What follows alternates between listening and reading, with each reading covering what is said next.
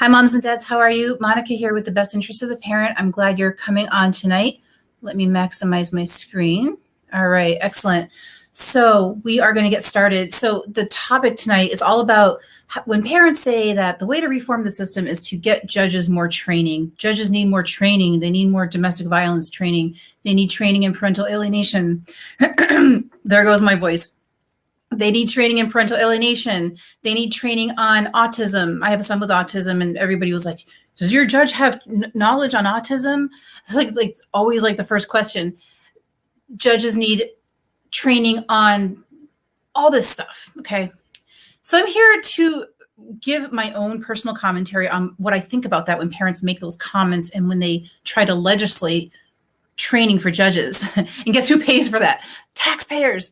Taxpayers have to pay for that. The last thing we need is to dump more money into the judicial branch of government. We do not need to do that, not for family court anyway. So I'm going to be getting into that. But before I get started, I missed a gentleman's question. I was supposed to answer this question last week and I skipped him. I'm so sorry. So I'm going to be answering his question tonight. And then I actually had another question come in like an hour ago. So I'm going to answer two questions and then we're going to get into the main idea of what I'm going to be talking about tonight. So this first parent wanted to know what to do when the ex is always asking for attorney's fees. You know, we have a lot of parents that are afraid to step foot in court because they're afraid they're going to get sued for attorney's fees. Now, for me, I have lots of experience with attorney's fees. I've been forced to pay attorney's fees. I got sued for attorney's fees. I technically owe $3,500 to my ex's attorney as we speak. I appealed that. I lost that appeal. I lost the appeal because they shredded a bunch of documents. So it wasn't like a real loss. It was like oh crap, we have a parent challenging the foundation of family law. Let's just shred her freaking file. But I did not get a hearing on that issue. So I have a way to get out of this because I could go to the federal court and complain to the federal court that I never got my hearing. You're supposed to get a financial hearing.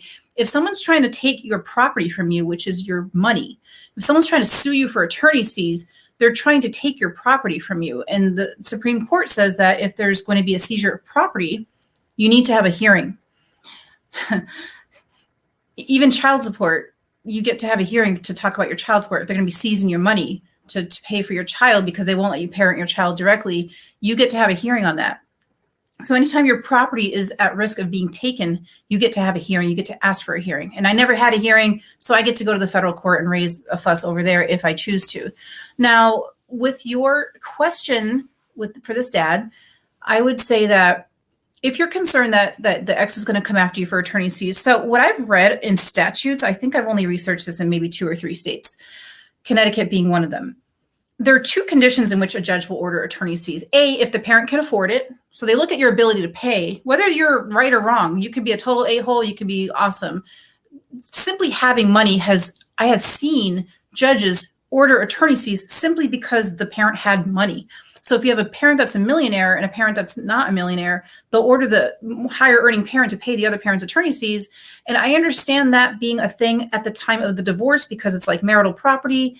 I get that. It's like, okay, you guys are divorcing. You guys, created $65,000 in attorney's fees to get this divorce, and the higher earning spouse has to pay. I kind of get that. I'm talking like when you've never been married. Like in my case, my ex and I were never married. We've been split up for 12 years now, and I am still always being forced to pay his attorney's fees. It seems because his attorney has, as a backdrop on all the motions, he'll say he wants attorney's fees no matter what they file. It could be anything. And he'll ask for attorney's fees all the time. And I've had to pay. And my ex, the last time I had to pay attorney's fees, my ex was earning 7 times what I earn.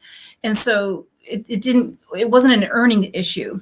It was just a punitive measure. So that's the other time a judge will order attorney's fees is to punish the parent. Like, hey, you're being a jerk, you're being frivolous, you're being vexatious. We're gonna slap you with attorney's fees. So what I would do in any case, always ask for a hearing. Ask for a hearing and make the other side prove why you have to pay their attorney's fees. So prove vexatious litigation, prove frivolous litigation, whatever the case may be, prove it. Always make the other side do all the heavy lifting. Do not do heavy lifting for them. And if you're using the courts as intended, if you're accessing the courts as intended, especially if your motions are remedial in nature, if you're going to court to fix something that's broken, and you're using the third branch of government to fix an issue and make yourself whole again, and you're being punished by doing that, by being forced to pay the other person's attorney's fees, then basically the government is punishing you for accessing the government as intended. The First Amendment guarantees us the right to petition the courts for redress of grievances. So if you do the thing that the Constitution says that you're allowed to do, and then you get hit with thousands of dollars of attorney's fees, then that is punitive. You're being punished for accessing the government as intended. And so make the other side prove that you're being vexatious. Now, if you're being punished, if you're being forced to pay attorney's fees simply because you could afford it, then I would fight that and say that you should not be punished simply because you have a higher earning potential or whatever. You should not have to pay someone else's attorney's fees just because you could afford it. I mean, I'm at the point where I would just say anything. I would say, this isn't welfare, and I have nothing against welfare. Even though I'm a libertarian, I'm all about helping poor parents out all the time, no matter what, disabled people. I'm all for welfare. Fine. I don't care if I have to pay twice as much in taxes for welfare. It doesn't affect me at all. I don't lose sleep over it. But what I'm saying is, tell the court, this is what I would do, not legal advice, but I would say, look, this is not a welfare system. Just because the court thinks I have a good earning capacity, I should not be forced to finance somebody else's litigation simply because I happen to have more money. So I would use both those arguments and be prepared to appeal, because the judge might just slap the attorney's fees on anyway. And oftentimes parents wind up in the appeals court because they can't pay these attorney's fees.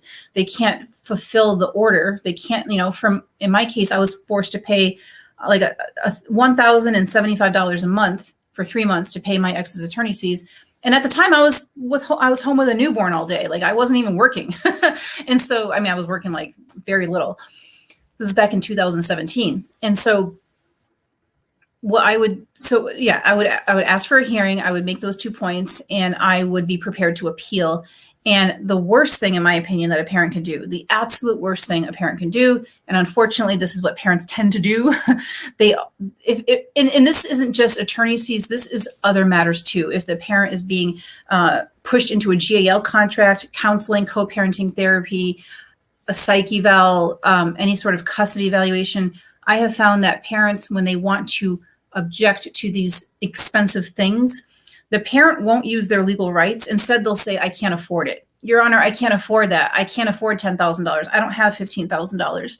And so don't tell the judge you can't afford your ex's attorney's fees, because then what's going to happen is first of all, that's not a legal argument. Saying I can't afford it is not really much of a legal argument. That's very weak. It's a very weak legal argument. There might be a statute that says that the state can't take more than 3% of your income or something. So you might have kind of a legal argument, but that's a very weak legal argument compared to the state can't seize my property. I have property rights. The state can't seize my property without a full hearing. So I would never say I can't afford it, even if you can't afford it. Most people can't afford other people's attorney's fees. You can't even afford your own attorney's fees, let alone somebody else's. So coming in and saying, I can't afford that GAL, I can't afford that psych eval is weak, because then the judge could say, well, fine, we'll get you this psych eval. It's only $2,000, and you could stretch out payment plans over 3 years. Then what? Then you're screwed. Okay. Like seriously, parents have said, I have literally sat in court and watched parents do this. I have watched a parent say, I can't afford it. And the court will be like, okay, then we're going to just have you pay $50 a month. You could definitely afford that. I'm looking at your financial affidavit. You can afford $50 a month. That's my order. They bang the gavel, and the parent is locked into this long-term contract. And they still have to pay the $25,000, but they're paying it in $50 increments, which barely even covers the interest. And the judge can still lock you into a long-term contract if you aren't objecting and using your rights. So what I would like to see parents do, not legal advice, this is just what I would do. I would say, you don't have the right to order me into this contract because I don't consent to this contract. And then you have something you could appeal. If you say I can't afford something and the judge lowers your monthly payments instead to make it easier for you, then you're no better off. You're still stuck in a really bad long-term contract. I think my signal is getting bad. This sucks. I think I'm getting a crappy signal. So if I'm getting a bad signal, I apologize. Okay. Can someone put in the comments if I have a good signal or not? Just let me know if my reception is coming in. So yeah, and someone said that the judge will order you to get a job to pay them. Yes, absolutely. That will happen. So don't use money as a legal argument. It's a very weak legal argument. The judge can, again, they'll just fit the payments into your budget. And that's really bad because then you're really stuck in that contract for a very, very long time. So let's just see how my signal's looking. Can someone put in the comments if I have a good signal? Like if I'm choppy and weird? Hopefully I'm not. Okay, so I hope that answers your question. And so the second question I have, hang on, let me pull it up. All right. Hi, Monica. I'm really excited about your course, but I'm unsure because I don't know if it will work for me. That's where I'm stuck. What do you think? Okay, so I wrote back and I said, define working. Would you be taking the course to feel better about yourself? Would you be taking the course to save money on legal fees because you're going to be more empowered and making up your own mind more often and relying on your attorney less, therefore less billable hours for your attorney? Or are you looking to get your kids back? So it depends on what your goal is. So do write, if you want to respond to my question in the chat, we could have a conversation, but it depends on it really depends on what you're looking for. So the course, unfortunately, and I wish I could guarantee that the course will help you get your kids back, but unfortunately, there's not a single course ever anywhere. There's no coach, there's no lawyer, there's no therapist, there's not a single human being anywhere that could ever guarantee that someone can get their kids back. It's impossible. And if there was, then we would not have a 50-year crisis on our hands that are spanning through multiple generations. We wouldn't have that crisis if all it took was a course or a workshop or a book or an attorney. It's literally impossible to predict whether or not you're going to get your kids back. I've actually had people tell me, if you can't guarantee that I'll get my kids back, then I'm not going to take the course. So if you're looking to get your kids back, I wish I could promise you that, but not even an attorney could promise you that, because unfortunately everything rests in the discretion of a judge, and you would have to count on that judge being ethical. Okay. And it's impossible to predict outcomes that somebody else has full control over. So it's all 100% in somebody else's hands. But if you do the work in the course, I do have assignments, a little bit of homework, not a lot.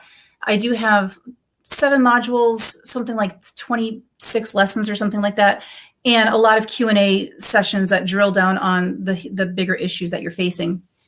If you do the work and you participate, then you will get results. The students who take my course, they have more peace of mind. They can sleep better at night because they have a plan. They at least know that they're working towards something, and that they have control over the flow of the case. Because the majority of parents, myself included, when they don't have any empowerment and knowledge of their rights, and they don't know how to set boundaries with the system, they go to court and they're just going to court to take the hits.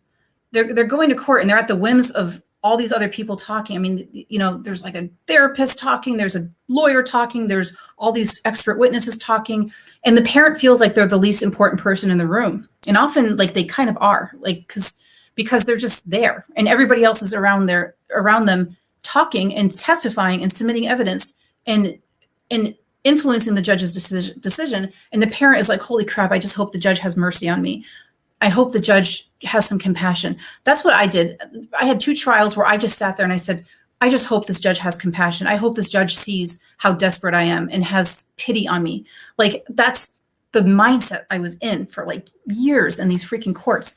And so when parents take my course, they're not in that mindset anymore. They're not like, oh my God, I hope the GAL makes the right recommendation. I hope the psych eval the psych evaluator doesn't lie. I hope my ex doesn't lie. They're just, it's really toxic energy. But when you take my course, you're going to be shifting the way things go in your case. Now it's going to be we're here because I don't want to work with this person anymore. I don't really want to outsource my parental authority to a third party. I don't want a third party colluding with the judge to determine my child's best interest. That's not their job. That's my job. So you take a more authoritative role in your case, because you're the most important person in your child's life, and your ex. You two are the most important people in your child's life, and therefore you're the most important people in the case. Not because you're the parents of the children, but also because the plaintiff and defendant have the most control. They have the most power. It's your case.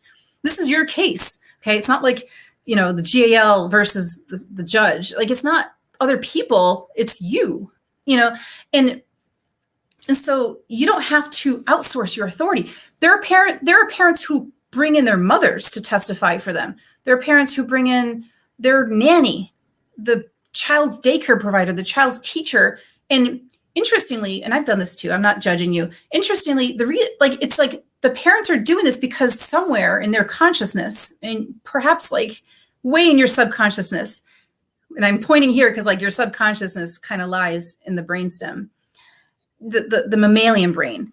There's something internal in you that's telling you that the babysitter has more authority than you do. And parents say that to me. They say, well, I can't say that. I have to get the babysitter to say that. I can't say that. My child's principal has to say that. My child's principal has to say that my child goes to school with, no socks on or no lunch. If I say my child has no lunch, then the judge won't believe me. So I have to get the school cafeteria person to say my kid has no lunch. And so like the parent, and they'll bring in their child's therapist to testify. And it's like, how could a parent have less power than a person with a PhD? Someone with a PhD who sees your child 1 hour a week cannot know more than you do, ever. They cannot have the same amount of power and authority in your child's life as you do. And they also don't have the same power and authority over the case as you do, because that person doesn't have any fundamental rights to your child. That person has no rights to your child. That person only has the amount of power and authority that you give that person because you entered a contract with that person to see your child. So that person got their power from you, and now suddenly they're more powerful. And I know what you're thinking. You're thinking, well, the judge isn't going to believe me. Okay, but if you're using your rights, it doesn't really matter if the judge believes you or not. The judge has to stick with the law. Okay, I mean, if you say like, hey, I gave birth to this child, or I'm the father of this child, I don't take the child away from me. It doesn't really matter what the judge thinks. It doesn't matter if the judge likes you or not. And so this is what I mean by like shifting things around. So I'm getting off on a huge tangent. So parents have peace of mind because they have more of a direction. They have more, they know how to shape their case a little bit better. And so when I issue my course to students, they also get 6 months to work with Ron and Sherry Palmer with fixedfamilycourse.com. They get to have access to their membership site, which is amazing. So it really like supplements what I teach, because they know way more than I do about the fundamental rights, the constitutional rights, and they're phenomenal. So it's a wonderful adjunct. And also when parents take my course, they also save a lot of money. If they're not engaging with third parties, they're not paying those people, and they save a lot of money that way. And they save a lot of time. When you're not hiring a third party to work with you, you're saving a lot of time. You don't have to talk to that person. You don't have to research them. You don't have to gather documents for them. You don't have to get your attorney to prepare questions for them. You're just not doing as much stuff. You're just focusing on your rights and your mission, which is to maintain your relationship with your child. And that's really all any of us freaking care about, right? Like none of us really, if you get to just have the same access to your child that you had before, and granted your child's not being abused. If your child's being abused, that's a whole different story. We won't be able to talk about that today. But if your child's not being abused, you're just looking to keep what you already had, which was access to your child, like in authority over your child, to make decisions for them, medical, educational. And so you're saving time, you're saving money, you have a plan, you have peace of mind. And as a result of all that, you just turn out to be healthier. You don't develop that autoimmune condition. You don't develop the mental illness that comes from managing the chaos of family course. So those are the results that my students get. They, it's not like, oh, get your kid back. None of the marketing materials I put out guarantees that you'll get your child back, unfortunately. But I think empowered parents have a far better chance of getting their children back than parents who don't have that, who continue to outsource their authority to third parties and ask the judge to decide everything instead of demanding that that their rights become restored or upheld. So that was a very long answer. So we're going to be getting into, and there's something else I wanted to say that just kind of popped up. So the other thing is when you enroll in something and you don't know what the outcome is going to be, that's different. Okay. How do I say this?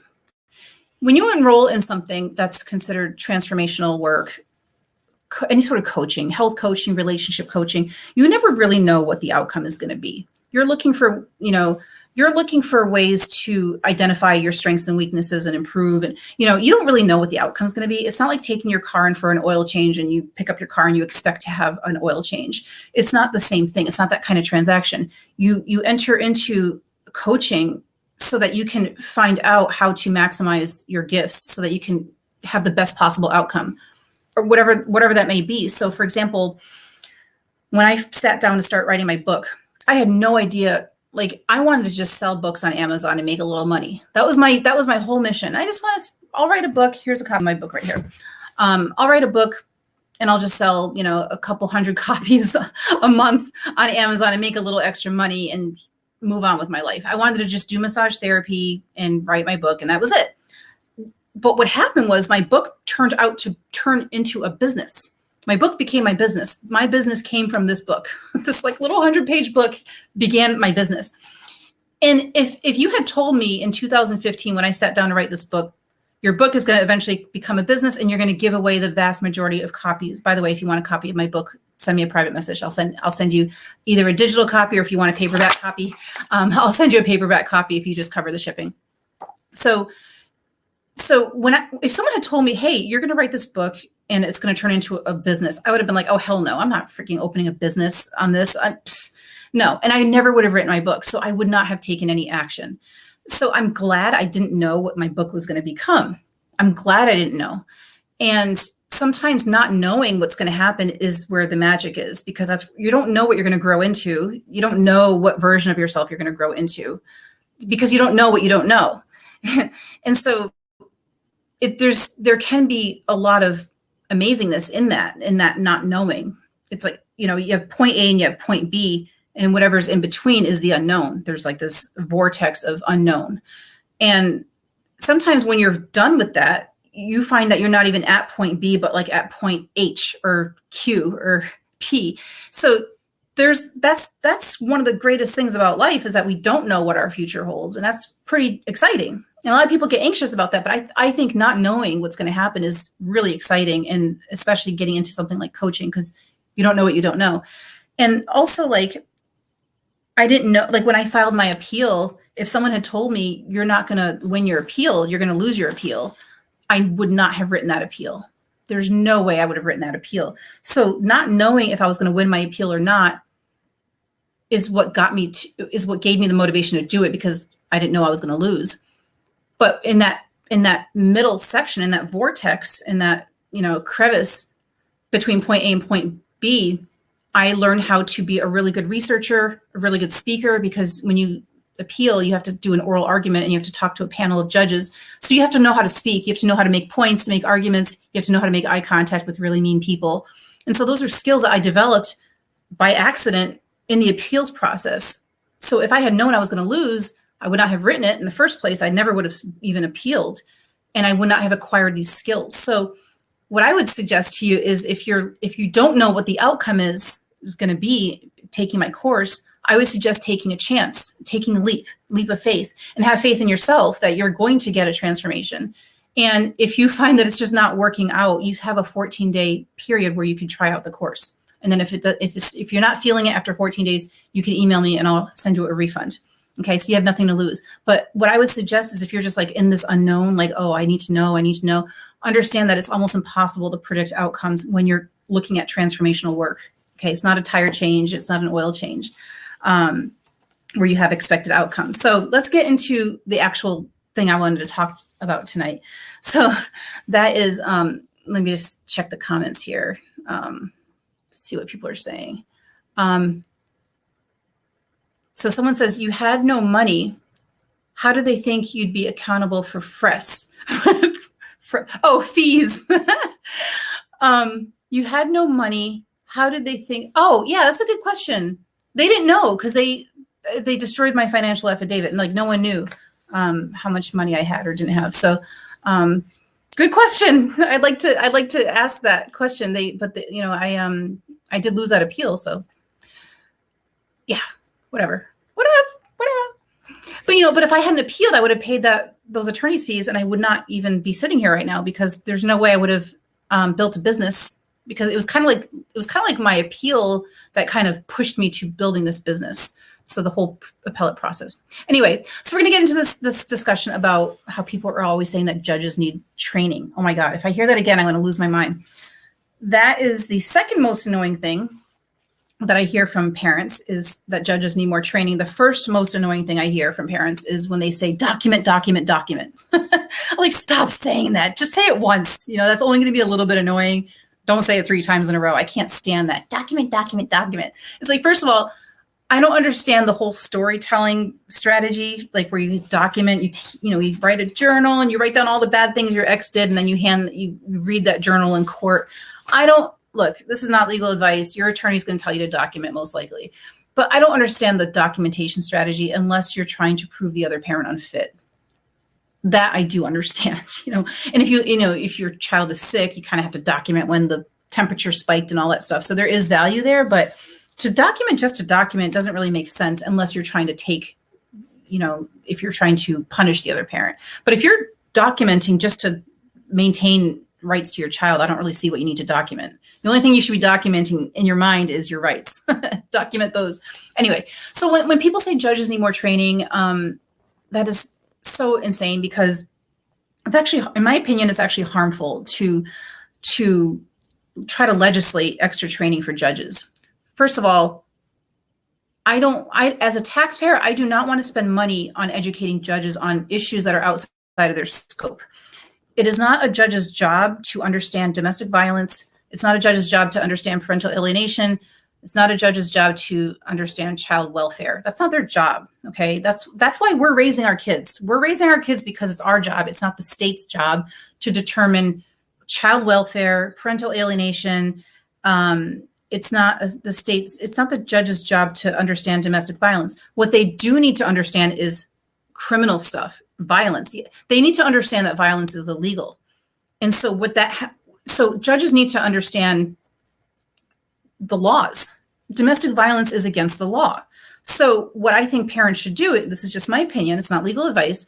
I think parents should prosecute the domestic violence with the police and then go through that whole process, that whole adjudication of the violence, get the other parent, to plea bargain or whatever they do in criminal court.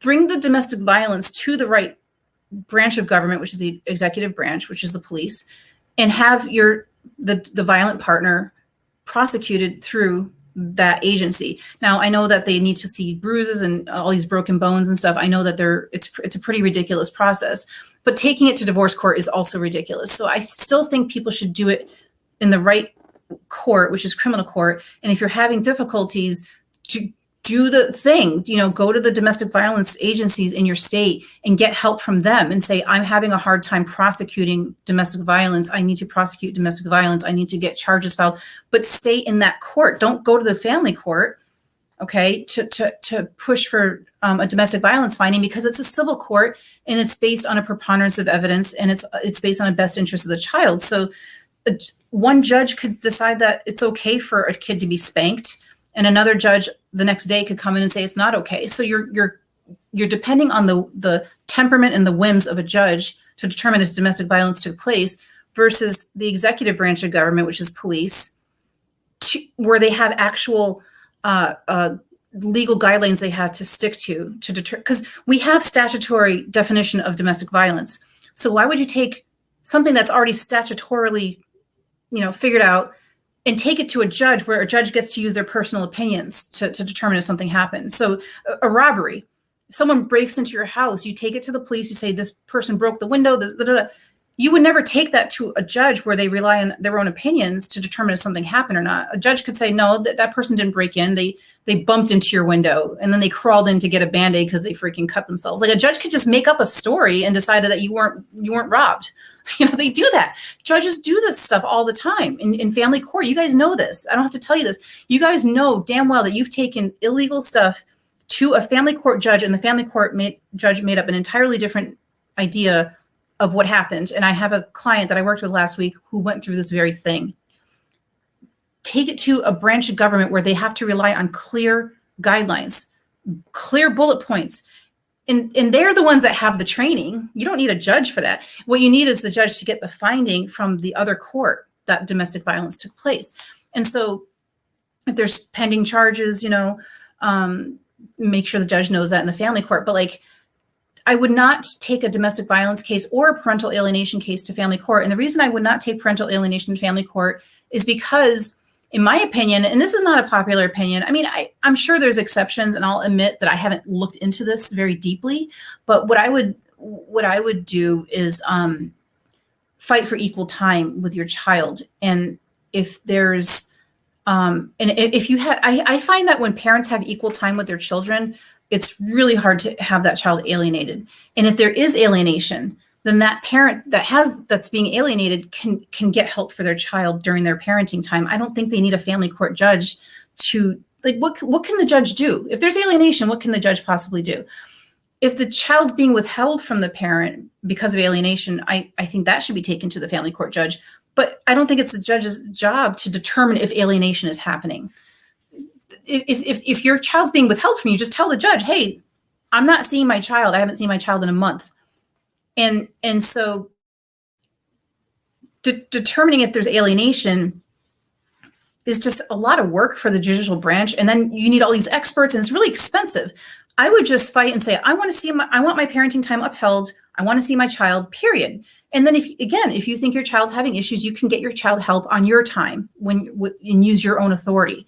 It's a very murky area. If you guys have anything that you want to say in response to that you think could be, where I could have said that better, or I have, maybe I'm missing something, it's okay to criticize me. But I think that parental alienation should be handled at home with the parent that's being alienated, and not taken to the state, because they're not doing a good job. They're doing a really crappy job. And their job is, frankly, to uphold our rights, not to determine if something's happening. And so I would love to have discussions about that. I have a parental alienation workshop if anyone wants to hit me up with that and get some information on that.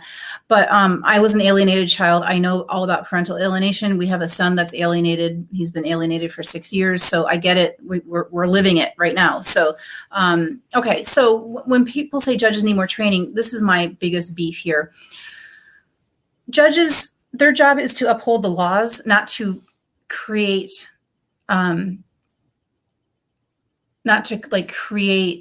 it's not the judge's job to make determinations on what's best for kids. It's their job to uphold the law. Okay. Their job is to uphold the law. These are the laws. The legislative branch makes the laws, the executive branch executes the laws, and the judicial branch upholds the laws.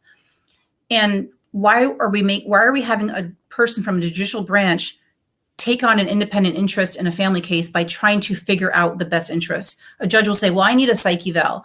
I need a therapist for this child. I need a guardian ad litem, because I need all this information so that I can make a determination for you. So I could basically step into a parental role and make a parental decision, a decision that should be left up to the parents. That's not the judge's job. We don't rely on the judicial branch of government to determine child welfare. We have CPS for that. We have other agencies. We have like the Department of Public Health. We probably have a children's department to determine child health and child safety. We have the Department of Education to determine what kind of education kids should be getting. We have all these different departments inside the executive branch to help determine what's best for kids. How much screen time should kids be getting? How much sugar should kids be getting? What kind of dental care should kids be getting? All that is determined inside the executive branch. When you have someone from the judicial branch trying to make determinations for kids, that's mixing up the, what do you call it? It's you cannot have a judicial branch acting in an executive role. And so this is the problem I have, is that when we say judges need more training, what we're really saying is we need judges to have more training so that we can ask for more services, so that we can rely on them more heavily to manage our lives for us, basically. This is a very libertarian approach, but I don't believe that anybody from a judicial branch should be acting out of their scope, because, again, they're not child welfare experts. They're not family experts. They're not psychological. They're none of those things. They are experts of law, and their job is to uphold the law, and that's it. They should have very, very, very, very little say. And if they do want to make some sort of determination for a child, it should be done in a least restrictive manner, meaning, well, I think, figuring out Easter Sunday versus Thanksgiving, those kinds of things. Does a kid go to mom's on Wednesdays Wednesday to Saturday, or does dad get Wednesday to Saturday? They can make little tiny narrow decisions when the parents can't agree. The judge can serve as a tiebreaker on these very narrow issues. And that's least restrictive means. But for a judge to have a very sweeping opinion on what's best for children is toxic to families. And when we say that judges need more training, we're saying that they need more training so that they can help us determine what's best for our kids. Let me see what we're saying here in the comments. Yep, someone says that they will reward the abuse. Yep, absolutely. And so, yeah, they do that. So that's another reason why I don't like to take anything criminal to a family court judge, because the family court judge can do whatever they want. Like, I would never want to take anything that's criminal to someone where their opinion is the driving force. That's so dangerous. And all you need is some crazy judge. And next thing you know, you have a person, an abuser parenting the child 365 days a year, and the other parent is down to 1 hour a week supervised visits because they were alienating the child. That happens all the time. So we cannot do that. We cannot take abuse to family court. We can't take domestic violence to family court, all that stuff. We need to manage our children on our own. If they're alienated, if the child needs therapy, take your child to a therapist on your parenting time. Make sure that the court make sure that the court is upholding your right to be with your child half the time. And then you can help your child any way you want. You know, this whole thing, like, oh, the other parent has to agree. Married parents don't need two parents to agree to take their child to therapy. My husband, if he wants to, could take my 5-year-old to therapy at any time. Anytime. He could literally call up a therapist tomorrow and be like, I want to get my daughter into therapy. And they'll say, okay. And he could take her next week, and there's nothing anyone could do. So why do we have all these restrictions just because someone's married? You know, just my opinion. So let me see here. Yeah. So anyway, that is the conclusion of this live stream tonight. I think I covered everything I wanted to cover. The final thing I want to say is that when we are saying judges need more training, we're kind of allowing, we're creating like this atmosphere of ongoing consent. It just really creates this like global consent. Like, the court could do whatever they want to my kids. As long as they have the right training, they could do whatever they want. And you can't measure that. You can't, okay, let's just say the judge gets training, then what? Like, you still have to rely on your rights. It doesn't matter if you have a judge that's trained in anything or not, as long as your rights are being upheld. It's your job to manage your children, not the judge's. So that's my opinion. All right. So I hope I answered all your questions. I don't see any questions in the comments, but do feel free to make remarks in the comment section, and we will meet up next Monday. And if you want to get on my masterclass for this coming Wednesday and Thursday, you could click the link that I provided in the description, and hopefully you'll come on board, and we'll meet up on Wednesday or Thursday. All right. You have a great night, guys. Bye-bye.